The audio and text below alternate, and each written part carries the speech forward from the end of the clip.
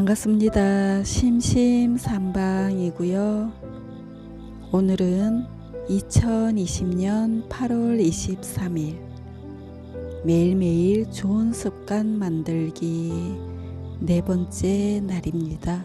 매일매일 책을 읽고 유튜브에 기록하기 100일 도전하는 중이고요. 오늘은 민진홍 작가님의 땡큐 파워라는 책을 이어서 읽어 가도록 하겠습니다.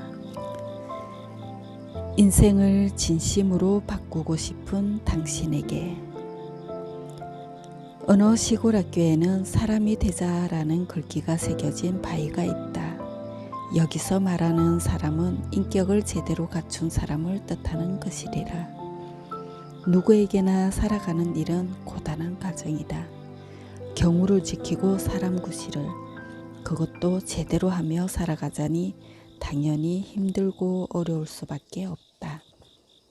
그 어려움의 강도 또한 사람마다 구구절절 천차만별이다. 성공하거나 무언가를 이룬 사람들은 포인트를 긍정적이고 발전적으로 보는 시선에 둔다. 그들은 똑같은 상황이라도 자신이 어떻게 받아들이느냐에 따라 언제든 삶의 방향을 바꿀 수 있다고 말한다. 긍정적이고 감사의 눈으로 바라보며 이런 생활 방식을 한 번에 그치는 게 아니라 생활의 일부로서 자신의 습관으로 지속시킨다. 행복의 조건을 논하는 책에서 많은 저자들이 그 사람에게 주어진 환경이 행복에 미치는 영향은 10%에 불과하다고 말한다. 나머지는 자신의 시선과 그것을 받아들이는 패턴에서 나온다는 것이다.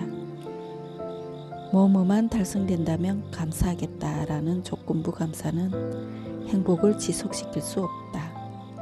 이는 감사가 한순간에 얻어지는 삶의 방식이 아닌 꾸준한 반복에서 비롯하는 생활 패턴이라는 말이다. 감사는 누구나 가능하며 경쟁의 결과물도 아니다. 진정으로 내가 감사할 때 감사 에너지가 계속적으로 증폭되는 것이다. 물론 감사일지가 좋다는 것은 알고 있지만 자신의 주변 환경이 최악이고 자기만 불행한 것처럼 느껴져 도저히 감사할 마음이 생기지 않을 수도 있다. 하지만 이런 사람일수록 더더욱 감사일지를 써야 한다. 백인이나 흑인에 비해 불리한 신체 조건 등을 이유로 포기했다면 현재 국제 무대에서 활발히 활약 중인 수많은 우리나라 스포츠 스타는 없었을 것이다. 이들은 환경이나 타고난 불리함을 탓하기보다는 이를 극복하기 위한 노력으로 최고의 위치에 오른 것임을 명심해야 한다. 감사일지를 작성할 때 가장 먼저 해야 할 것은 무엇일까? 그것은 내가 지금까지 어떻게 살아왔는가를 들여다보는 일이다. 어떻게 살아왔는가를 되짚어보는 일은 그리 거창한 것이 아니다. 세상을 살아갈 때 긍정적이고 감사한 마음으로 살아왔는지 아니면 부정적이고 삐딱하게 살아왔는지를 되돌아보면 된다. 누구나 항상 긍정적이고 낙관적일 수만은 없다. 자신은 나름 규칙을 지키며 열심히 살아왔는데도 안 좋은 일들이 계속 일어나는 사람도 있다. 이런 상황에서 왜 나에게만 이런 일이 일어나는가에만 골몰하며 비관으로 일관하기도 한다. 그러나 현 상황을 제대로 직시해야 한다. 좌절하며 부정적으로만 볼 것인지 아니면 상황이 힘들지만 어떻게든 잘 극복해 더 좋은 일로 만들 것인지는 순전히 자신에게 달려있다. 사실 감사일지에는 특별한 형식이 없다. 마음 가는 대로 써나가도 좋다. 타인의 평가를 필요로 하지도 않는다. 사람의 얼굴 생김새나 지문이 다 다르듯 그냥 그날의 감사에 대해 느낀 것을 일지에 꾸준히 진정성 있게 작성하기만 하면 된다. 그렇기에 감사일기에 관련된 책 대부분은 정확한 형식이나 프로세스를 제시하기보다는 거시적인 관점에서의 원칙 정도만 제시한다. 그중 한 줄의 기적 감사일기에 실린 7가지 원칙을 살펴보자. 1. 한 줄이라도 좋으니 매일 써라. 2. 주변의 모든 일을 감사하라. 3. 무엇이 왜 감사한지를 구체적으로 작성하라. 4. 긍정문으로 써라. 5. 때문에가 아닌 덕분에로 써라. 6. 감사 요청 일기는 현재 시제로 작성하라. 7. 모든 문장은 감사합니다로 마무리하라.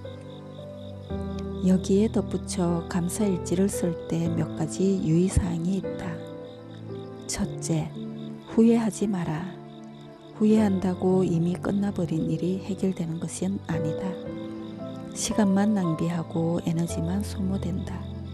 그 시간에 대책을 강구해 같은 일이 반복적으로 일어나지 않게 하면 된다. 둘째, 미래에 대한 걱정을 하지 마라. 이것은 뒤에 다시 언급할 사항인데 미래에 대해 걱정이 될 때마다 미래 감사일지를 쓰자. 미래에 자신이 원하는 것을 그리며 미리 감사와 인사를 함으로써 이것은 어느 정도 해결할 수 있다. 셋째, 욕심을 부리지 마라. 세계적인 물리학자 스티븐 호킹 박사는 사람의 기대가 0으로 줄어들었을 때 그 사람은 자신이 가진 모든 것에 진심으로 감사하게 된다고 했다. 감사함을 잊어버리게 하는 자신의 욕심이 무엇인지 스스로 자문해 보는 시간을 갖는 것도 해결책의 하나이다. 감사일지를 쓸 때 스스로 이런 질문을 던져보면 더욱 진정성 있는 감사일지가 나온다. 감사일지를 혼자 쓸 때는 자기가 원하는 대로 쓰면 된다. 대신 함께 쓸 때는 여기에 추가적인 상황이 붙는다. 나는 감사일지를 기본적으로 최소 3명 이상 함께 쓸 것을 권장한다. 감사일지를 다 함께 쓸 때 유일하게 딱 2가지 장애물이 있는데 단순하지만 꼭 지켜야 하는 사항들이다.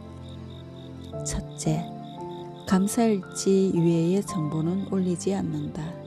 재미난 사진이나 유머 등을 올리는 것은 철저히 금한다. 감사에 집중해야 하는데 너무 많은 정보들이 들어오면 감사 에너지가 흩어져 버린다. 둘째, 다른 사람과 비교하지 않는다. 특히 직장이나 모임 내에서 단체로 감사일지를 쓰다 보면 나는 왜 이럴까? 나는 왜 잘 안 될까? 등으로 갈등하기도 한다.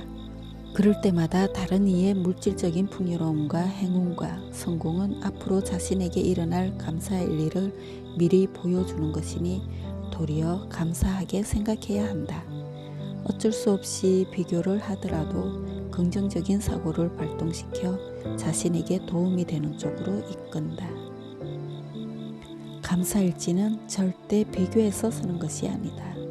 굳이 비교를 하자면 어제보다 더 나아지려는 자기 자신의 오늘과 비교해 하루를 돌아보며 성장해 나가야 한다.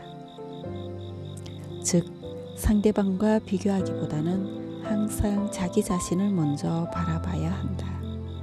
자신과 자신의 상황들을 따뜻한 감사의 눈으로 바라볼 때 성공적인 결과가 더 가까워진다. 치유는 타인이 해주는 것이 아니다. 그것은 자신을 따뜻한 시선으로 마주할 때 가능한 일이다. 감사가 온전히 자신의 몸 일부로 배어들어 어떤 상황에서도 흔들리지 않을 때 당신은 세상을 향해 당당하게 서게 될 것이다.